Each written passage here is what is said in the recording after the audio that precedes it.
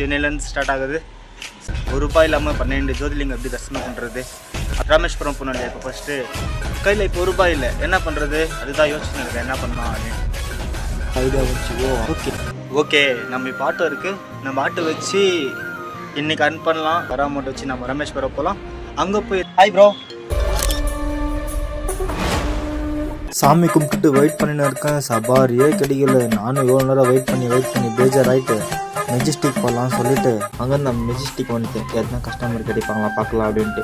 அங்கே இவ்வளோ பேர் இருக்காங்க, நம்மளுக்கு ஒருத்தர் கிடைக்க மாட்டாங்களா அப்படின்னு தேடினே இருந்தப்போ தான் நம்மளுக்கு ஃபஸ்ட் கஸ்டமர் காய் வாங்கணும். கொஞ்சம் சைடில் நிற்க வைப்பான்னு சொல்லிட்டு சைடில் நிற்க வச்சு காயெல்லாம் வாங்கணும் விட்டோம். ஹாய் சொல்லுங்க. எடுத்தா கேஸ் இல்லை, சரி அப்புறமா கேஸ் வாங்க. ஓகே பாய் பாய். நம்ம ஆட்டோ ஓட்டி எவ்வளோ ஆன் பண்ணணும்னு சொல்லிட்டு பார்த்தீங்கன்னா நம்ம ₹350 இருக்குது.